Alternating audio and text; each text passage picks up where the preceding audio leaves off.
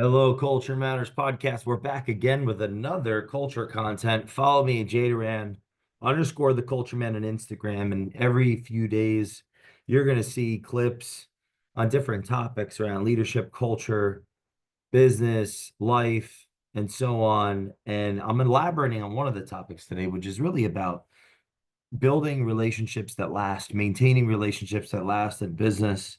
What tips, tricks of the trade, yada, yada, yada. I think the oxymoron in the question would be a tip and a trick. For a relationship to be relationship, a real relationship, it to me, it comes across manipulative, Machiavellian, almost even bordering on sociopathic to have a tip and a trick when we're talking about real relationships. Not just relationships, but ones that are real, where there's substance. So that's the angst that I have even in the question or the idea of building real relationships, real relationships. How do we actually have long-term relationships? I would say with our customers, if we're going to talk about that, one would be to continually be learning and evolving so that the value that we're giving is greater than the cost for our counterpart. If I'm spending time with you, uh, I hope that who I'm becoming is more valuable every day to the point where it's less costly and more valuable to spend time with me. Now, what are things that I can do as an individual for that to happen just as a yeah, to happen naturally? Well, I have to learn. And to unlearn, I have to or rather to learn, I have to unlearn. And to unlearn, I have to be open and humble and self-honest, self-aware. Uh, and for that to happen, I think I have to be open to feedback that feels critical. And for that to happen, I have to, well, that's where it becomes, whoa, mind blowing. Like, how did that actually happen for a person? How can a person actually do that alone? I don't think we can actually do that alone. I think that's where we rely on each other. We rely on our real relationships to pick us up when we're down. The people that we spend the most time with, the people that we invest into, there's a level of selflessness that goes with building a real relationship, investing into the relationship. That's something as subtle as fighting over the bill. It's something as, let's just fighting over the bill. I'd rather invest in whatever the common cultural cliche is of who pays the bill. I might want to do the opposite to show respect, to show even it's what's unspoken. So like let's say for example, it's normal that a vendor pays our bill. Maybe I want to pay the bill. Maybe I want to invest in that. Maybe I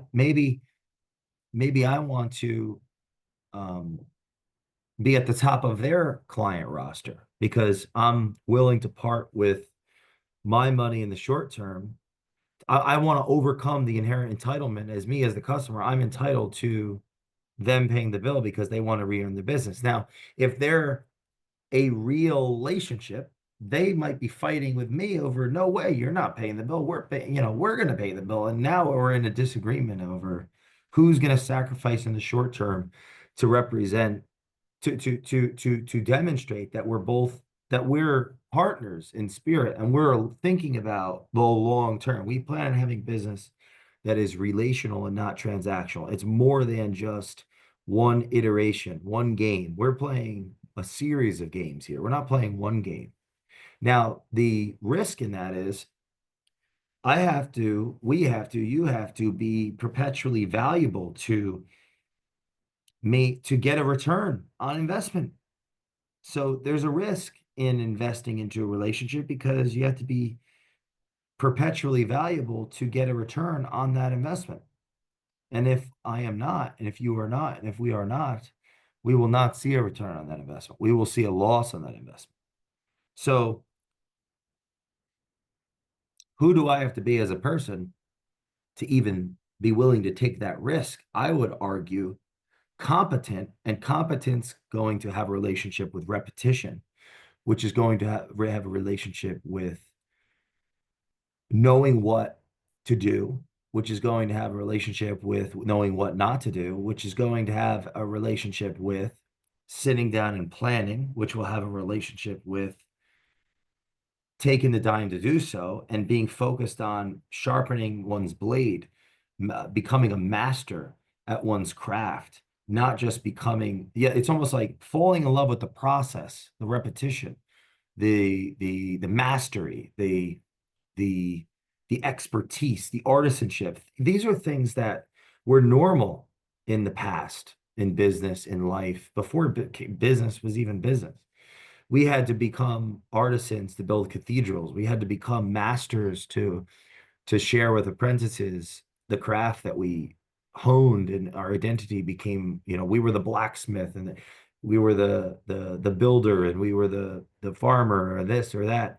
It was a part of who we were as human beings, and our and the class structure. And it was so but today it's different. We don't necessarily like the scale and success don't necessarily mean mastery. And there's something deeply sad about that. There's also something deeply opportunistic about that. And I think, we idolize, we as in like, God, every day I come across somebody that's saying some affirmative, awe. There's like an awe around Elon, this Elon character. It's like, of course, many people deeply have disdain for him for various reasons. But as far as the work aspect, there's this awe that I come across in people. And I think a lot of it has to do with the consequences of this person just putting so much work into being competent, so much sacrifice in so many reps into studying, self-studying and learning and problem solving and time doing the reps, doing the reps, doing the reps. And what does this have to do with real relationships? Well, if we're going to have deep relationships, it's going to take time. It's going to take depth. I think time has a relationship with depth, because even uninteresting people become interesting when relative to our listening and the questions we ask and how deep we can connect with people. Depth also comes from going through experiences, tough experiences. Either the meaning is on the other side of suffering, and you do it together. It's like we're working together towards something bigger than ourselves, and we're all putting sacrifice in the pot. We're going to come closer together because we always have that memory that we could bond over. Real relationships happen from time spent, from physical time spent, not just online time spent. They happen from small acts of investment into a relationship, something as subtle as, like I said earlier, if I'm entitled to get the bill paid for me, I value the relationship. I want to show that respect, that honor. I may want to invest into that relationship and part with something that could help me in the short term for the long term betterment. And that risk, there's a risk that will be reciprocated with trust and admiration and reciprocation. And actually skin in the game matters. Investing, this is where gifting is a part of culture. Being willing to actually spend the time to think about something, to think about somebody else and think about what they would want and what they would need and what would be significant to them, and to invest into that relationship by thinking and spending all that energy and thought. And it means so much, because it means that we sat down and we were still, and we didn't do we expended our energy, our life force on something that was important to somebody else. We thought about them, contemplated, invested. So, it's not always a huge amount of money. I'll give you a very personal example. I write letters to people in my life, and I'm investing my thoughts. I'm investing time. I'm certifying them because, well, practically they're going to be, it's priceless what I'm saying, because what I'm saying is what I think in that moment, and it's about my counterpart. And the last thing I want to do is lose what I wrote, because it's priceless. It's not anywhere. It's not saved anywhere. It's in that, yeah, on that piece of paper, and it could be easily destroyed, burnt, lost. And so investing extra in certifying them, shout out to Brian Hess, because he gave me that idea, like to make sure that they not only get there, but maybe come back to me if they don't. And that extra, that's a, at scale, that's a lot more money that's being invested to make sure people in my life know that they matter, and it's worth every penny and then some, because of the significance that comes from that. And it helps me have more gratitude, be more self-aware, think about others for a minute. So it's interesting when I do things that are out selfless. There are selfish benefits to these selfless acts, and it's meaningful, and that isn't, I believe, is an example of a gift, to gift thoughts, to gift word, to gift time, to gift, and to go the extra lengths to make sure that no matter what, that message is going to be received at some point. So, there's no secret to building relationships that last. But I mean, well, I guess if there was going to be one secret, it's not a secret if I share it. But I think forgiveness means that, um, forgiveness means that no matter how bad things get, yeah, it's like I can always, and I can only, it's about when it comes to forgiveness, it's about me, not my counterpart. So if they're coming to my house, I'm the one behind my door, and it's open or closed in relationship to my relationship with really me. And because I can choose to open that door, or I can choose not to open the door. All they can do is knock.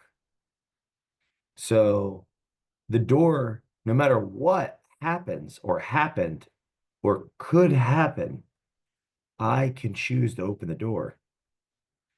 Uh, that would be a formula to have relationships last in the physical form, at least, because you can always give opportunity for somebody to walk through that door again. At the same time, if I'm outside of the house, the metaphorical house, I can stand out there through rain, hail, sleet. I can put a tent out and wait for that door to be opened until, you know, time and space aren't even a question anymore. And just, and that's like you leave it all on the playing field. You could always call somebody back. You could always reach out again. You could send another message. And that it's not up to, that's all you can do. You don't, they have their own capacity to open that door or not, but you can give it all. It's not even about what the outcome is. It's like the choice, the willingness to. So here's some the tactical notes that I put down though. Relationships that last. Listen, listening and asking questions. They have a relationship, but I don't know if they're the same thing. Like not interrupting, and like being being open, being patient, letting people speak, following one's curiosity when it comes to asking questions. Questions have a relationship with competence. Questions have a relationship with understanding and awareness and acknowledgement, and they build, they compound. They compound with dialogue. You could ask questions to infinity. Listening, because they're statements. Questions are like a cheat code to get to unlocked doors of a the unlocked doors in the Egyptian pyramids, those hidden doors. Questions do that. Letting sometimes asking no questions and just not interrupting, but actually, and quieting one's mind and looking at one's counterpart and being present and listening with eyes and body and soul, spirit, is like an act of mercy, or an act of love, an act of repentance. And is, you're giving, I'm giving someone something they need. And there are no questions, and there are no statements, and there are no judgments. There's just presence, and it's like a sacrifice for someone else, for what they need. And in the Sermon on the Mount course, Peterson talked about, don't cast pearls before swine. If you're speaking and people aren't listening to you, you're not in the room that you think, or you're not talking to the person that you think you're talking to. And that's okay. Maybe you aren't. Maybe something that was said put them in a tizzy, and they're not even who they think they are in that moment. Something else is talking, and they're just, it's something else is embodying their body, and that's okay too. It's beyond both of us. Just being there physically and not saying anything, but listening, being open and seeking understanding, seeking, seeking, searching, like with a little flashlight in a cave. What is going on? Now, of course, the more that we seek, and in that cave, we're going to see things. So we're listening. We're going to see things that we're curious about, and that's where we may ask a question, and we might get an answer. We might find that trap door and have a new pathway in that cave and explore new territory and have new ideas and epiphanies and learn things about ourselves as an adventurer, as an explorer. This is all about building relationships, has a relationship with our character, has a relationship with our competence, has a relationship with our